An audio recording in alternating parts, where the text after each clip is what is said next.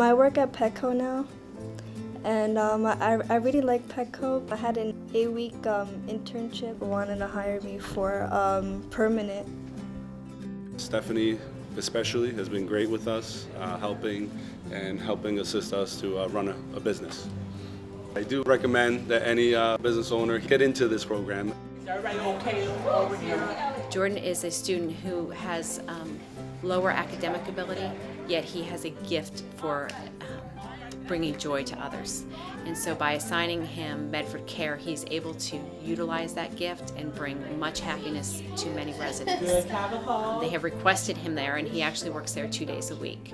Community-based instruction programs makes the future brighter for our students because they gain confidence, they gain independent skills and security, and they're ready to face what the next challenge is going to be. They feel prepared because they've been in the community. So I think by giving them that experience while they're at the end of their high school career, better prepares them for their future. Community-based instruction is a type of instruction that happens in the community rather than in the school building. For many students, community-based instruction is necessary because it helps them figure out how to navigate the real world instead of just the school building. That's yours? Perfect, okay. They rely on us to sort of show them how to interact, and we go through all the basics, social skills, to just interacting in the community, to getting the correct change. It's almost every aspect of just daily living. Sure, it's right. Overall, the social and behavioral skills that they're developing are even more important than the specific work task, because that may change at every location where they work, but the social behavioral skills will follow them throughout their lives. What has to work for our students is for them to have real experiences. We've had students be very successful with money skills in a classroom, and when they've gone out into the store, not know what to do, because the question is, can they do it in different sites with different people, different money situations? You really need to generalize the skills across settings, across people and across circumstances. And to do that, you really need to get into the community and see what poses the problems for each individual student. 3, 4, it's 5. It's 5, and how much do you need? 6. When schools begin to set up a community-based instruction program, a program development plan is needed. Schools are set up to deliver instruction inside a classroom, inside the school building. You've never been, this will be your first time?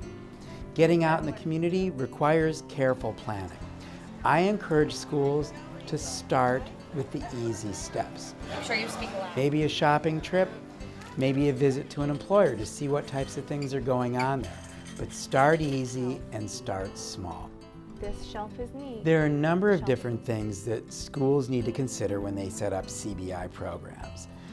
The first of those is getting community-based instruction into students' IEPs. Second thing to consider is scheduling. When will the student be able to go out in the community? Third thing to consider is transportation. How will the student get out? The fourth thing to consider is who's going to go out with the students.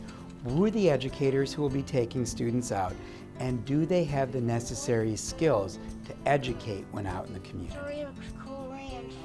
Looks like you found them.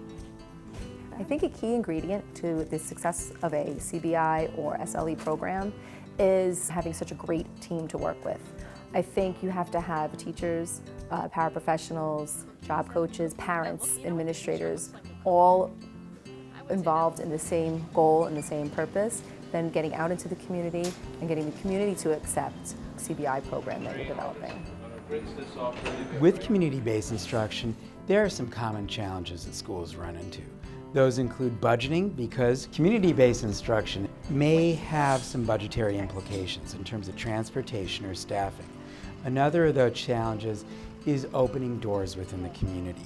Community-based instruction is often community development as much as its instruction. We need to have partners in the community who are willing to work with us. What works best for me going out into the community is going out there and cold calling and going into the businesses and introducing our program and kind of giving them little profiles of the students that we have and trying to match the right student to the right business. Most businesses embrace this and they want to continue to help us. So we have grown from, I think when I first started we had like 20 businesses to now we're at 50 different sites that we work at. Good. We are thrilled to be part of this program. We were asked about 2 years ago to be part of the program and have the kids working in the store, and it's been a great success and a joy for us to do this program. I've had a student at the grocery store who is now employed part-time a couple nights a week. We've had a student at the senior center asked back to volunteer on a more regular basis.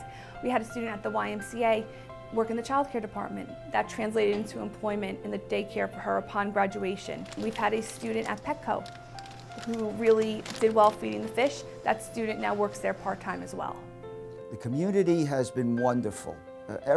All the feedback we have gotten has been positive. I get phone calls from parents, I get emails from places of business that they are so happy to see the students out in and about the community, learning the skills that they need to be able to live a fulfilling lifestyle. Chicken tenders.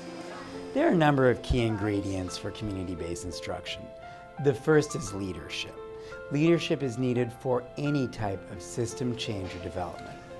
Another of the key ingredients needed for community-based instruction involves skilled educators. It's important that good educators be able to deliver instruction out in the community. How about if we go into the round table? The best educators who work in community instruction are flexible and willing to change their instructional styles to each individual community site. Yeah. You know what's going to happen next. More stuff. Yeah, They have just as many skills and gifts to provide as anybody else. And I think that's the fun part while working with them, to figure out where they best match, what kind of job that matches their skills and as well as their interests, because when they're interested in something, the students really tend to do a lot better. There's so many advantages to doing community-based instruction. We can try to replicate community experiences for the students in the school, but it is not the same. The students may master a skill in school, and once we bring it out into the community, we realize that they haven't mastered the skill at all. They've only mastered it in that setting. In order to generalize their skills, it is absolutely imperative that we bring them into the community, into the setting where the skills will be needed so that they can practice there, and that is the true test of mastery. Ladies, how you doing? Good. Independence is important to everyone. To be able to do things on your own, I think, really helps you feel complete, boosts your self-esteem, helps you feel happy. We know that our time with students is precious. We need to make every single moment count. If we teach out in the community, that is the most efficient way to address the generalization. The students can learn in the real settings and therefore be more likely to maintain those skills post-school. When they graduate, we want them to have all the skills they need. We want to know 100% that we've prepared them for most things that they might experience in life. And if we just teach in the vacuum of a classroom, we can't ensure that.